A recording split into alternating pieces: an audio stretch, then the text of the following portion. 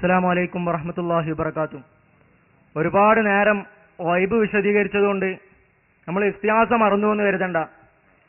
സുന്യളവാദം മരിച്ചുപോയ മഹാത്മാക്കളെ വിളിച്ച് പ്രാർത്ഥിക്കൽ.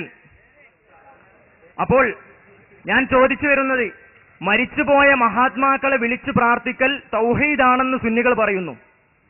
ആരംഭ റസൂലുള്ളാഹി സ്വല്ലല്ലാഹു അലൈഹി വസല്ലമ തങ്ങൾ മരിച്ചതിന് ശേഷം ഏതെങ്കിലും ഒരു സ്വഹാബി തന്റെ ഖബറിങ്കൽ വന്നുകൊണ്ട് ഇസ്തിഹാസ നടത്തിയിട്ടുണ്ടോ, സഹായം ചോദിച്ചിട്ടുണ്ടോ എന്ന് ഒന്നാമത്തെ ചോദ്യം.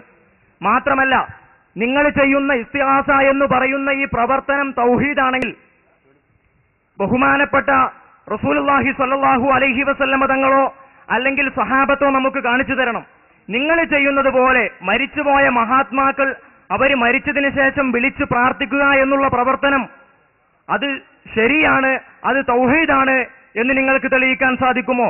ഉണ്ടെങ്കിൽ അത് തൗഹീദാണ് എന്ന് വരികയാണെങ്കിൽ നിങ്ങളും മക്കത്തെ മുശ്രിക്കുകളും തമ്മിൽ എന്ത് വ്യത്യാസമാണ് കൂട്ടരെ ഉള്ളത്?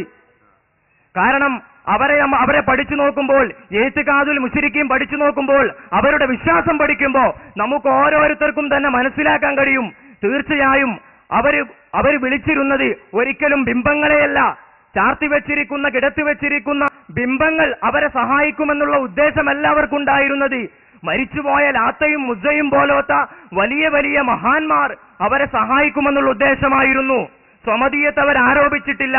സ്വമദീയത്ത് ആരോപിക്കാതെ മക്കത്തെ മുശ്രിക്കുകളുടെ പ്രവർത്തനം അത് തെറ്റാവുകയും സ്വമദീയത്ത് ആരോപിക്കാതെ നിങ്ങളുടെ പ്രവർത്തനം ശരിയാവുകയും ചെയ്യുന്നത് എങ്ങനെയാണ് എന്ന് മാത്രമാണ് എനിക്ക് ആദ്യമായി ചോദിക്കാനുള്ളത്. നമുക്ക് പ്രശ്നമൊന്നുമില്ല. ആദ്യമായിട്ട് ചോദ്യം ഞാൻ മറുപടി അറിയാം, എല്ലാവരും കേൾക്കും. ആദ്യത്തെ ചോദ്യം എന്താണ്? ഏതെങ്കിലും ഒരു സ്വഹാബി റസൂലിന്റെ ഖബറിടത്തിൽ പോയി സഹായാർത്ഥന, നിങ്ങൾ ഈ പറയുന്നത് പോലെ സഹായാർത്ഥന നടത്തിയിട്ടുണ്ടോ? ഇതാണ് ഒന്നാമത്തെ ചോദ്യം. മറുപടി ഉണ്ട്. മറുപടി. ഇനി അപ്പൊ എന്താന്നൊക്കെ ചോദ്യം ഉണ്ടാവും, ഞാൻ പറയാം. ഇതെവിടെ അൽബിദായ വന്നിഹായ, ഇത് അൽബിദായ വന്നിഹായാണ് ഇബ്നു കസീറിന്റെ. അതിൽ അദ്ദേഹം ഇമാം ബൈഹഖി പറഞ്ഞതായി ഒരു ഹദീസ് ഉദ്ധരിക്കുന്നുണ്ട്.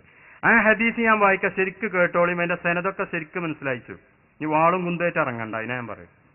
അഖ്ബറന അബൂനസ്ർ ഇബ്നു ഖതാദ വ അബൂബക്കർ അൽ ഫാരിസിയു ഖാല ഹദ്ദസന അബൂ ഉമർ ഇബ്നു മത്തർ ഹദ്ദസന ഇബ്രാഹിം ഇബ്നു അലി അൽ-സിഹ്ലിയു حدثنا يحيى بن يحيى حدثنا أبو معاوية عن الأعمش عن أبي صالح عن مالك قال أصاب الناس قحط.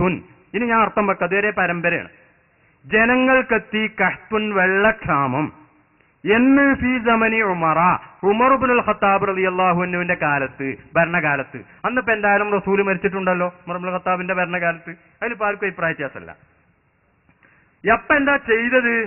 പടച്ചോനെ അലൈസല്ലാഹു ബി കാഫിൻ അബ്ദുഹു, ജീവിതകാലത്തോലെ എന്തേ ചെയ്തീനെ നമ്മൾ നേരത്തെ പറഞ്ഞു. റസൂലിനോട് മഴയില്ല, മൂസാ നബിനോട് പറഞ്ഞു വെള്ളമില്ല, നേരിട്ട് പ്രാർത്ഥിച്ചു എന്ന് നമ്മൾ കാണുന്നില്ല. എന്തോ ആട്ടെ, ഏതായാലും മരണശേഷം മോൽ ആ സ്വഭാവം തന്നെ സ്വീകരിക്കുന്നത്.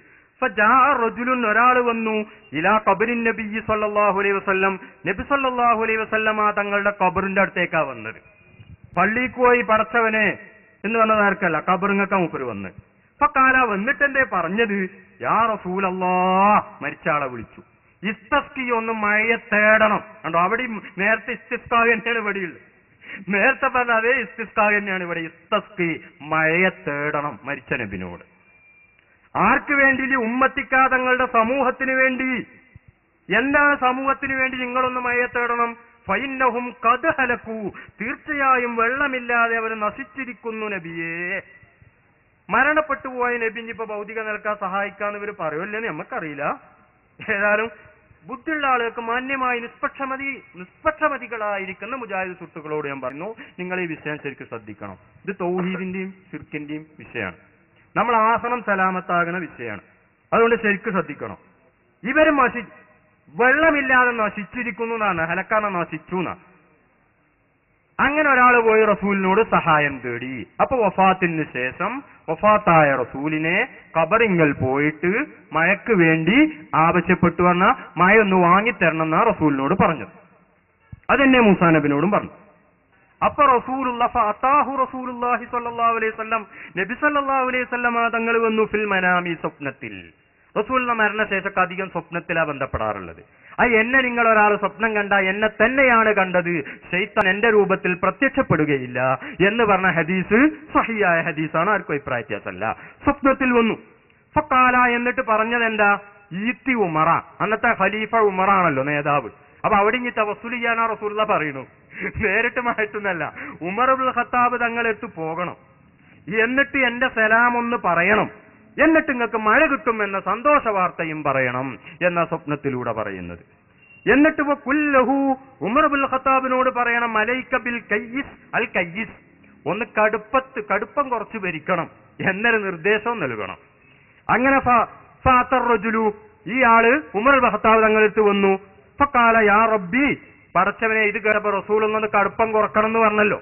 അപ്പൊ എന്തോ എന്നിൽ വല്ല അമിതമായിട്ട് വല്ലതും വന്നു പോയോ എന്ന് മനസ്സിലാക്കി, യാ റബ്ബി മാ ആലു ഇല്ലാ മാ അജസ്തു അൻഹു, പടച്ചവനെ എന്റെ കഴിവിന്റെ പരമാവധി ഞാൻ ഭരിക്കുന്നുണ്ട് എന്ന് അദ്ദേഹം പടച്ചവനോട് പറഞ്ഞു. ഈ ഹദീസ് ഉദ്ധരിച്ചിട്ട് ഇബ്നു കസീർ പറയാണ്, വഹാദാ ഇസ്നാദുൻ സഹീഹുൻ, ഇത് ശരിയായ പരമ്പരയാണ്, ഇതിന്റെ പരമ്പരയിൽ അയോഗ്യരായ ഒരാൾ പോലും ഇല്ല എന്ന് ഇബ്നു കസീർ പറഞ്ഞു. അതന്നെ ഹാഫിദ് ഇബ്നു ഹജർ അൽ അസ്ഖലാനി ഫത്തുൽ ബാരിയിലും പറഞ്ഞു, ധാരാളം പണ്ഡിതന്മാർ പറഞ്ഞിട്ടുണ്ട്. അപ്പോ റസൂലിന് ശേഷം, വഫാത്തിന് ശേഷം റസൂലിന്റെ ഖബറിൽ പോയി സുന്നികൾ ചെയ്യുന്നത് പോലെ ഒരാൾ ഇസ്തിഗാസ നടത്തി ഉമർ ഇബ്നുൽ ഖത്താബ് തങ്ങൾ അത് അംഗീകരിച്ചു. അതാണ് ഒന്നാമത്തെ ചോദ്യം. അതായിരുന്നു ഒന്നാമത്തെ ചോദ്യത്തിന്റെ മറുപടി. ഈ രണ്ടാമത്തെ ചോദ്യം എന്തായിരുന്നു? അല്ല, ഇത് പങ്കുക്കളുടെ ചോദ്യത്തിന് മറുപടി ആയോ അല്ലേ? ഇതിൽ വല്ല സംശയമുണ്ടോ? ഉണ്ടെങ്കിൽ നിങ്ങൾ ചോദിച്ചോളി. അവിടെ പറഞ്ഞത് റജുലിന്നല്ല, ഏതോ ഒരു മനുഷ്യൻ വന്ന്. അതിപ്പോ നമുക്ക് അംഗീകരിക്കാൻ പറ്റും. ഏതോ ഒരാൾ, അങ്ങനെ എത്ര ആൾക്കാർ ഇപ്പൊ ഇവിടെ മമ്പർത്ത് കൊണ്ട്, അങ്ങനെ എത്ര ആൾക്കാർ ഇവിടെ മമ്പർത്ത് കൊണ്ട്. ശരിയാണ്. അദ്ദേഹം ചോദിച്ചു ഏതൊരാൾ വന്നു നാളെ തിരിയിലാണ്. അത് ബിലാൽ ഇബ്നുൽ ഹാരിസ് എന്ന സഹാബിയാണെന്ന് പറഞ്ഞാ പോരാ. അതെ, തെളിവ് ഞാൻ പറയാം.